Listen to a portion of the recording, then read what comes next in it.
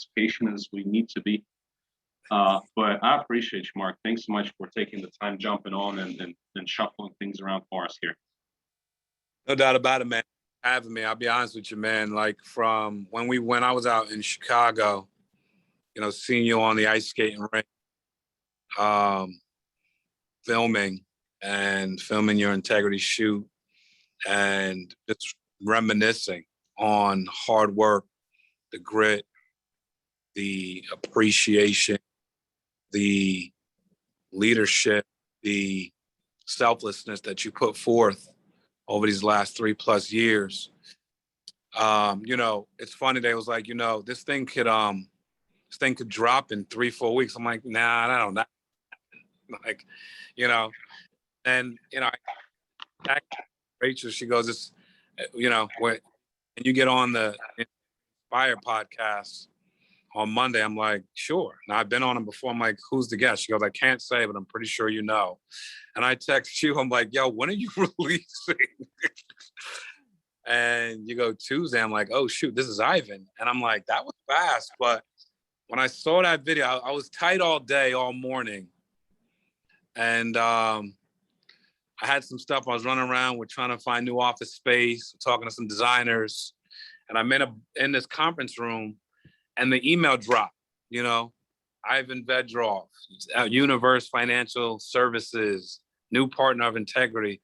And my hand starts shaking. I went to go click the video. I saw the video, man. I just got real emotional, man. Just being on this journey with you, knowing what you sacrificed, knowing that it wasn't easy, knowing, how many times, really, I don't want to say you had crazy doubts. You didn't. But there were definitely times where you were, frustrated and tired. But to push through all of that to be an integrity partner in 3+ years is an awesome feat.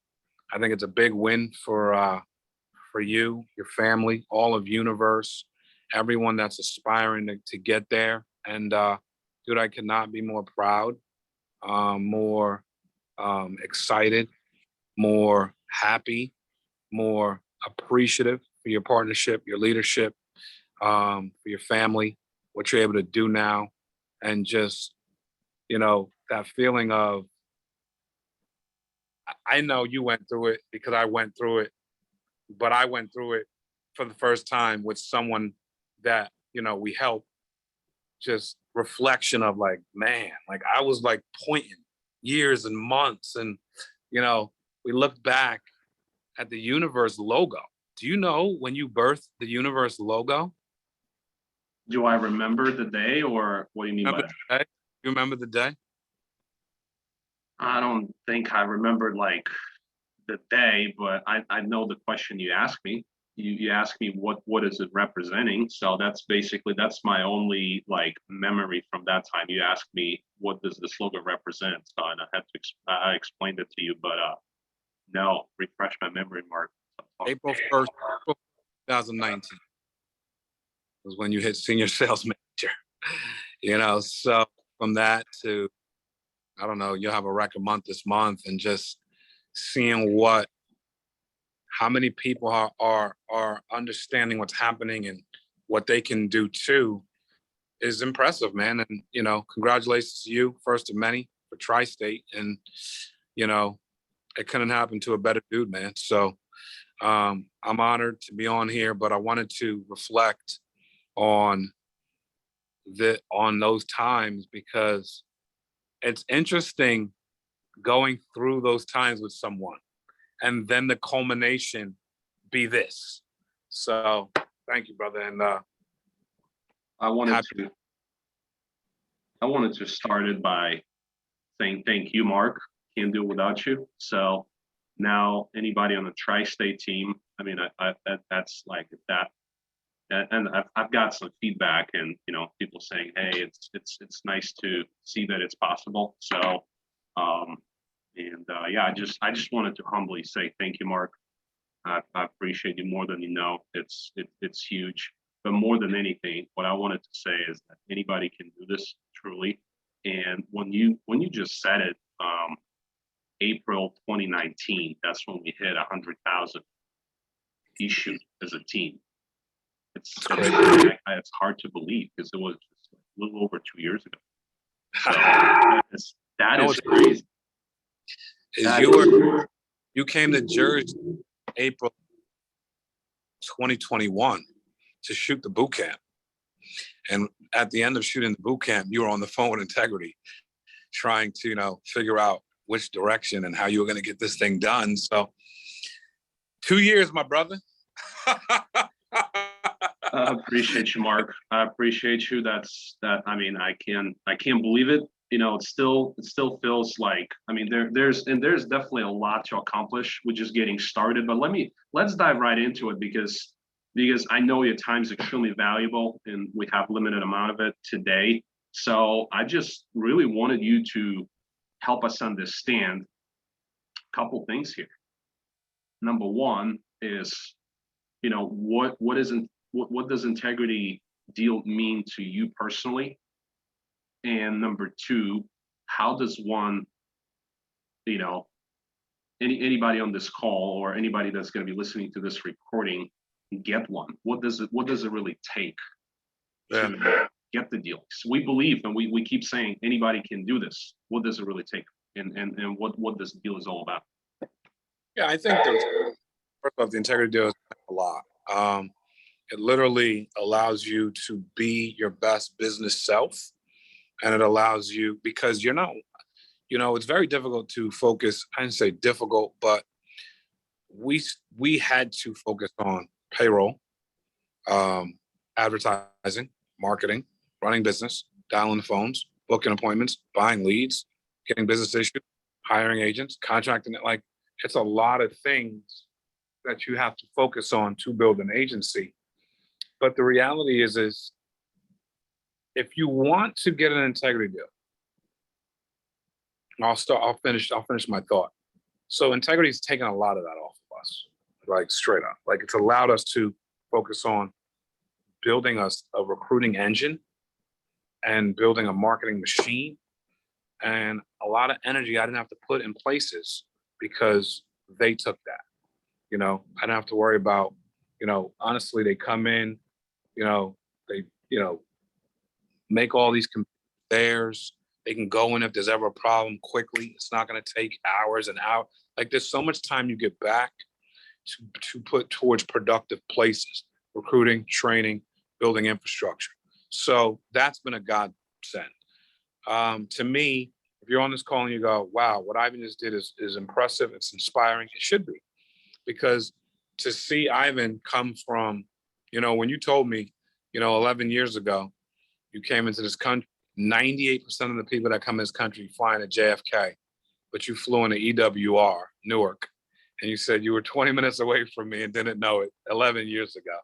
But that was your destiny. That was crazy to hear that, dude. And what's crazier is when I was reading everything and listening to, when I was reading your press release and listening to your video, and you came to Russia, you came to the United States from Russia with $1,000 in your pocket.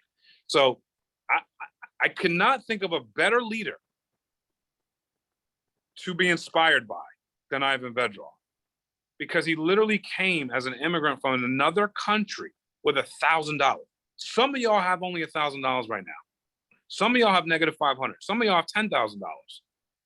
But you're literally on the Zoom right now with a man who can relate to you. And he had it worse than you because he had to learn a language.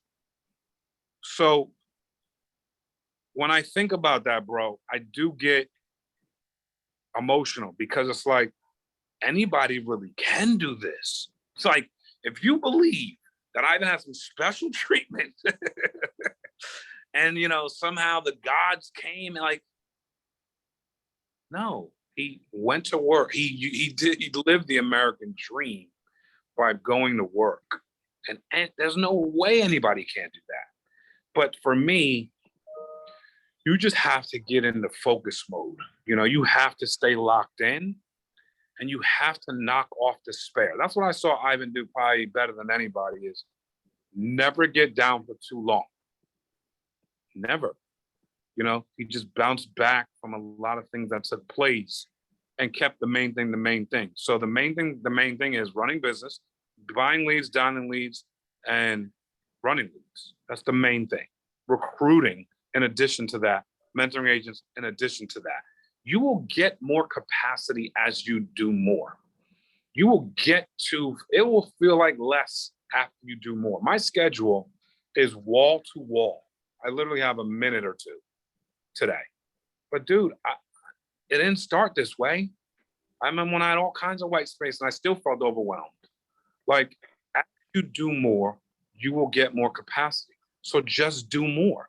Just keep putting one foot in front of the other, and you're going to learn more. You're going to grow more. You have great mentors beside you, alongside you, cheering you along the way and giving you advice. Just one foot in front of the other, and eventually you're going to get there. Now, if you want to do it with hyper speed, then you have to work in hyper speed. Because hyper speed right now, I just got off a podcast with Hayden Hill and Nina Damjanovic, who went from 270 in December to 1.6 million this month. That's hyper speed. Well, they decided that they were no longer going to play around with this thing. December was a 5-week month, by the way. So is July. So it's real $1.3 million in growth. And it's like, if that's the case, then anybody can do that. Why do you think they have a special light, some special lamp, some special calling? No, they went to work. So if you want hyper speed, you got to put in hyper work. And anybody, these are just decisions, Ivan. That's why I think anybody can do it.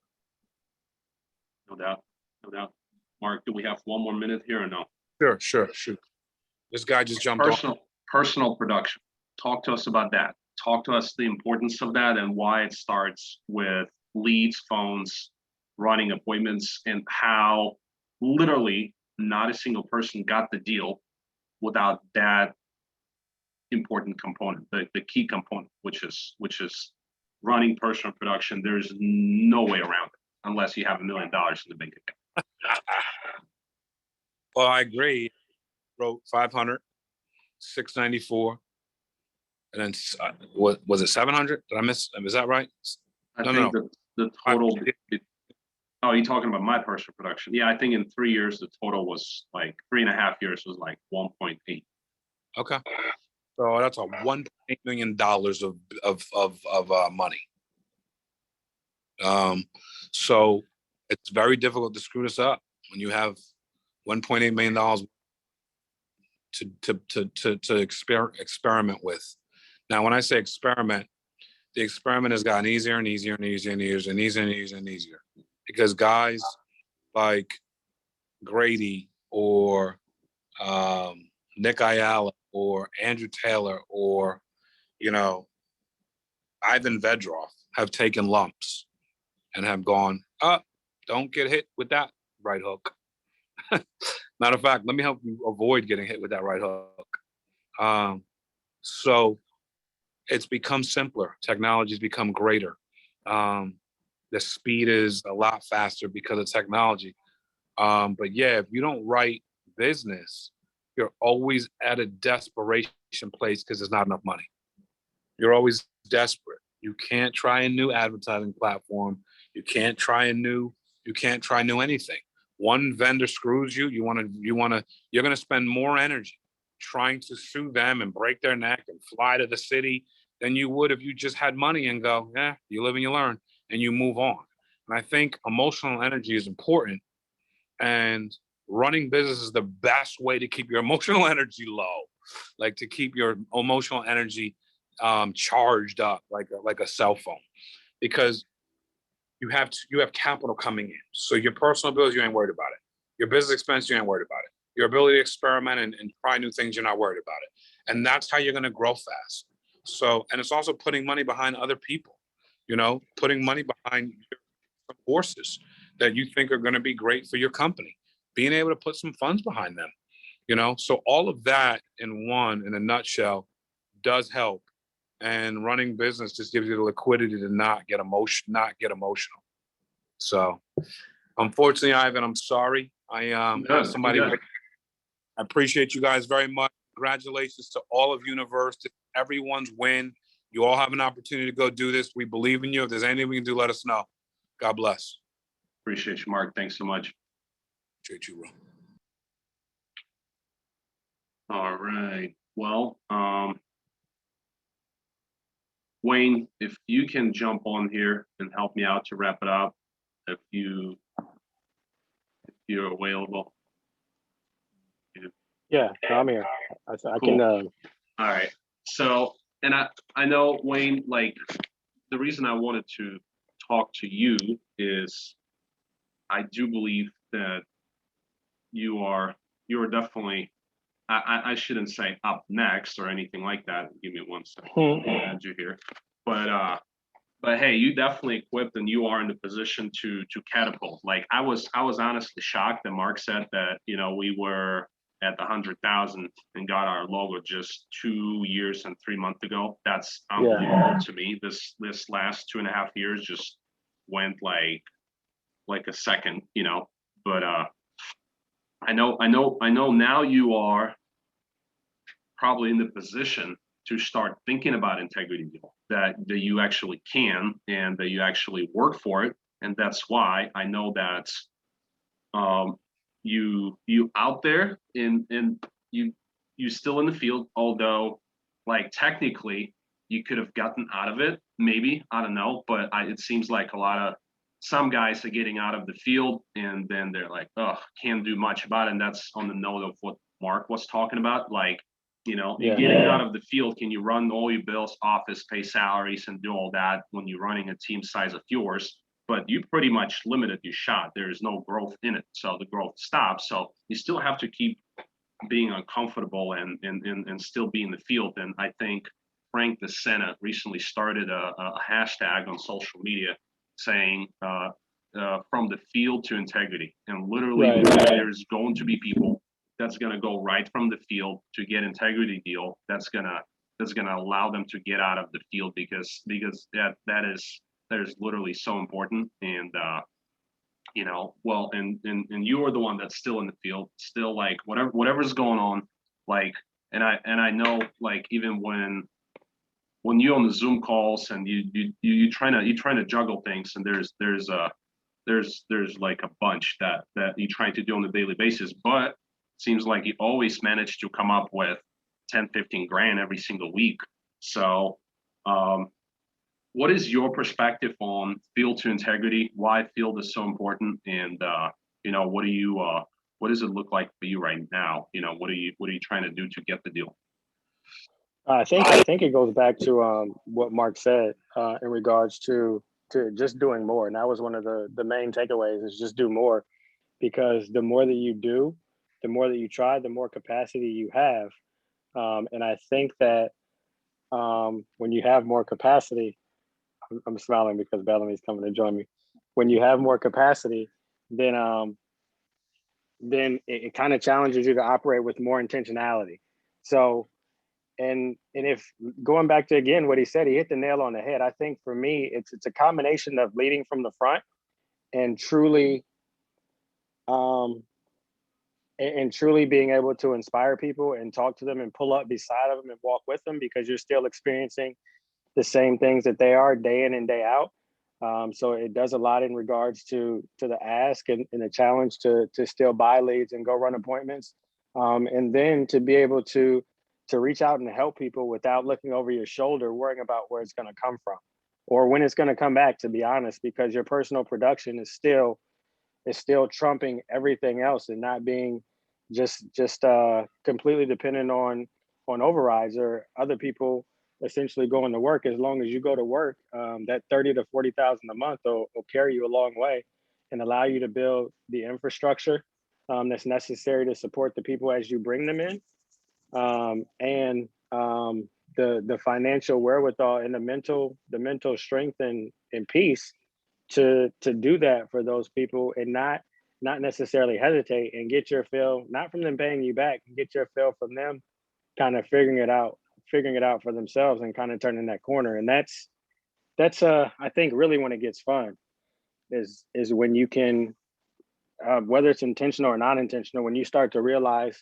those things and start to see the people that you work with, or the conversations shift from the people that once talked to you about about whether or not they could get on the phones because they were nervous and it just wasn't working. And they're calling you, having different conversations about hiring people and plugging people into the system. But that only comes with that heightened level of intentionality, um, the wherewithal to put those people in a position to win so that when they fall, you can help them get back up. And then making sure that you have the infrastructure and support for them. So in the event that you're not available or they need help with something and you might be tied up in an appointment, or if it's out of your wheelhouse, that you have somebody in place to walk them through those things so that you can provide them with that peace and confidence to discover what you once discovered and start down that path that you once began yourself. If that makes sense. I know that was a long-winded answer. No, this is great. And yeah, I just wanted to cover some of the questions I get, break it down and pass it to you guys and turn it into Q&A for the last 10-15 minutes of the call. So Sure. yeah, with the questions, and there's some, I guess, misconceptions, and what I hear from people is saying, integrity deals only for limited amount of people. It may not be for me. Am I going to qualify to get that? You know, and it's all about people questioning their ability to get one and saying, is integrity going to do it forever? I mean, do they have enough money to buy, to buy my agency as well, to acquire my agency, to make me a partner? So the truth of the matter is that if you know integrity's goals, which they're pretty aggressive, you will not have any of these questions because they're gonna keep acquiring agencies, they're gonna keep growing no matter what. Okay. So and it's never going to stop, literally never going to stop, because it's not like they have unlimited capital, but it feels like they want to go so aggressive that, I mean, and dominate the Medicare and life insurance market, that I believe that not that only anybody can do this, but that opportunity will always exist, right? So we don't know like the details, and even if I knew, I mean, I don't know what I can comment on, but the deal is there. A lot of people ask me, and I have the same response to everybody.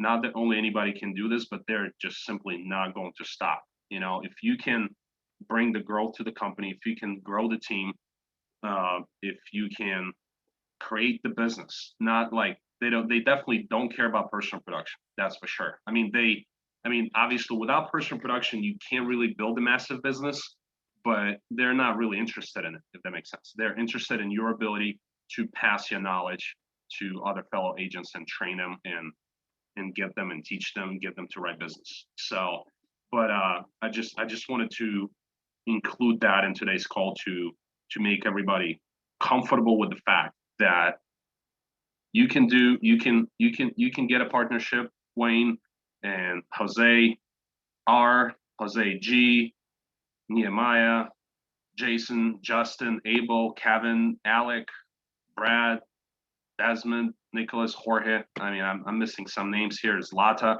Anybody who will make a decision, and there's a long list here. I'm not going to name everybody here, but anybody who will make a decision can get the deal. So, but I wanted to switch this to a little bit different view here on Penas and pass it to you guys. So really want to hear from everybody on this call what kind of questions you guys might have when it comes to growing the team. Maybe some personal production questions. That's if you knew. I see some new faces here, and you wanted to know absolutely anything about personal production. Feel free to ask. But this last 15 minutes, anything you guys got on your mind, we'll be happy to answer. I mean, it's not just going to be me. I think Wayne has some of the expertise that I don't have. So, and by the way, that's what this is all about. Anybody, like, you don't have to be good at everything. So anybody can get a deal without special abilities or talents. I mean, I can testify to that. So and humbly say that if I was able to do it, anybody can truly do this. I haven't spoke a word of English, came here with dog syndrome, understanding absolutely everything y'all would say to me 11 years ago, but wouldn't be able to reply back. So had to learn it, and it's just I want to humbly say if a person like me did it, then you all can do it. But I'll pass it to you guys and see what kind of questions you guys have. I do have one. What's going on, Nehemiah? How you been, man? Pretty good, pretty good. So you know how we have the new lead source for the YouTube, Google ads or whatever? Well, mine is statewide, and it's like statewide in Texas. So a couple of them come from like random counties. Do you have any suggestions on how you would handle the one-off leads that come from like random areas? Yeah, Like, I are will you just calling try. the instance, try and book instant CRM leads and work around that? Yeah, well, here's the deal, Nehemiah. You in the area that's pretty populated. I don't think you do have a problem with people in your area. What I would do, I'll just get with a lead vendor and try to fix it directly with them, saying why is it statewide? I don't think that what are you talking about? What's the name of that lead vendor? MAB, I think. Oh, MAB Media. Media. Okay, I got you. Yeah. Yeah, so I mean, you can definitely talk to them and tell them that you don't want the statewide campaign in Texas. So I don't think anybody would want the statewide campaign in Texas, right? So great state, I love it. I ran a lot of business there, but I mean, I just talked to them. It's an easy fix. So I don't think you want to be working around it. I think you want to have them fix this issue. Gotcha.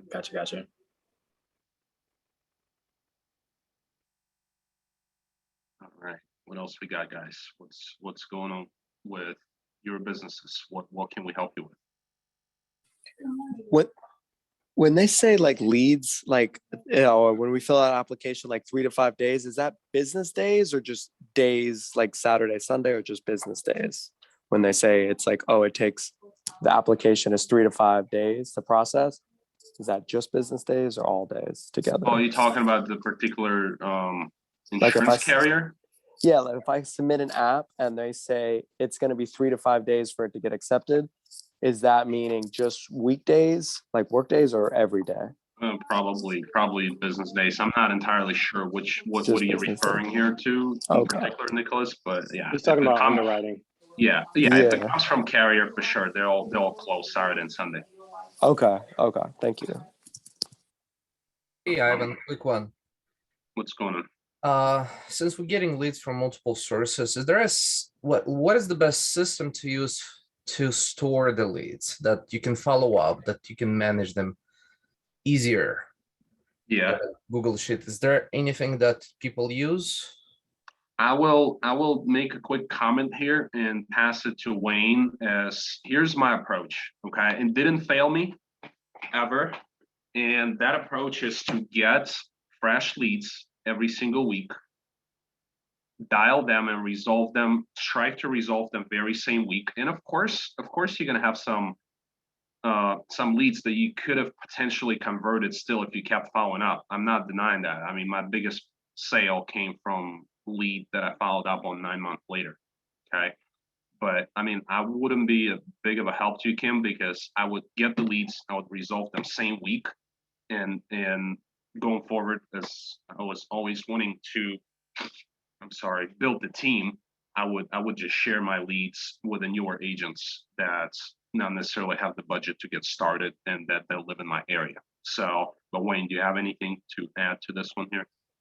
Yeah, I think for me, it's a couple of using a couple of systems in tandem. Obviously, the ones that come from Family First Life, I'm using the CRM that's provided and exporting them, if it's internet life leads, to a spreadsheet and managing them that way firsthand. And if I need to follow up with them or anything like that, when I book them, I'm using my Google Calendar to book them. And I can set reminders, duplicate the appointments, and so on and so forth pretty easily on the Google Calendar, so they show up when I need to follow up or when I need to circle back to write the wife because I just wrote the husband. But there's also external CRMs that you can purchase if you want to go that route, that you can just export all of your leads to and upload them all into. And I can get you some names for that. Obviously, I know that I think Shamir uses an external CRM But there's a number of ways to manage it. But for me, it was the proprietary CRM, the spreadsheet, and the Google Calendar to kind of tie everything together, regardless of where it was or where it came from. Okay, thank you. Stuff. All right. What else we got? So I get an agent of mine that pretty much every week sends me a message and tells me, "Hey, I'm gonna quit. Hey, I'm gonna quit. Hey, I'm gonna quit," and never quits. What was your mindset on days that you were failing, that you felt like you were, maybe you weren't the best leader, that you need to improve on those things, and what were those conversations with people that were in that same kind of idea, the same scenario? Yeah, that's a good question. You're putting me on the spot and getting me a little bit uncomfortable to answer this one, but I definitely had a lot of doubts when, especially when it comes to building the team. The personal production is predictable to a degree, and if you haven't quite figured out how to make it predictable, the answer is always simple. Just that just either means you don't buy enough leads or you're not following the system. Either one of those two. Figure out what that is and fix it, right? So, and that's, when it comes to building, I mean, there's no instant gratification there. And a lot of times I was just like, when is the team gonna grow finally? When are we gonna have the breakthrough? How do we get ourselves to the next level? So, and what I found by just talking to Mark and everybody else, well, first of all, you definitely want to be proactive, reaching out to some of the leaders in the company and picking their mindset. Does that make sense? Like if you're not reaching out to talk about that, and again, like I called Mark heavily, but it wasn't just 100% of the time that I just called him. There was other people I would consult with and just pick their brain. And pretty much everybody told me that you can introduce people to this agents to this opportunity, not necessarily be a right one for them, and people will quit. And basically, there's a lot of parallels with personal production in recruiting and building the team. So I mean, obviously, I'm not trying to sound like I don't care about every single agent in particular. Actually, I do. That's the opposite, but it starts with an agent. The agent has to care about them, because if you're upfront with agents on your team saying that they're independent, then you're going to create that culture of independent agents and not dependent agents. So it sounds like you have dependent agent there that threatens you that they're going to quit every week and they still here. So I don't know. It's like running personal production. You do care about each and every client for an hour, but you can't go past that, because if you do, then you're missing opportunity to help so many other clients. I think it's the same thing with agents. I mean, yes, you do have to care about each and every agent, but on the call with them and giving them time and trying to balance and juggle everything, but you're not gonna probably be thinking about a client you haven't closed forever. You're just keeping it moving, and that's just what it is. Our culture is a culture of independent agents, and if they hear, I think, and that's my opinion. I stand by this, that if somebody failed at Family First Life, they probably shouldn't be in the insurance industry, period. I mean, that's just what it is. I mean, it doesn't get better than this. I've thought about it a lot, and I've thought about it that this opportunity may not be the right one for certain people, but then I always come to conclusion that because of so many examples of people that just buy leads and work, that you like you can't control what you could not control, Jorge. You just can't, and what I mean. But that's a good question, and I hope this helps a little bit. Thank you. So, we can control what we can control. What's going on, Alex? Alec, you're new face here. So I have 2 questions here, which was, I was looking to see for like top producers, how many leads are they looking to purchase each week? And then also for the beginning of the week, how do you manage those leads, working them down from dialing them 3 times a day to door knocking them? Yeah, good question. I like it, Alec. That is a really good one here. So, like when we all getting started, the question shouldn't really be like, well, I guess for some it can be like how much leads we should buy, right? So, but straight up, I tell you, well, what is your budget look like? What can you invest in leads right away? You know, what can you put in?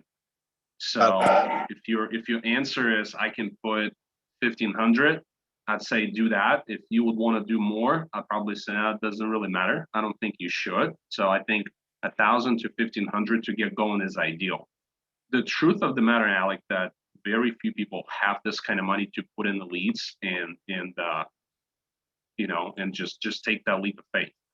Although those that do, like they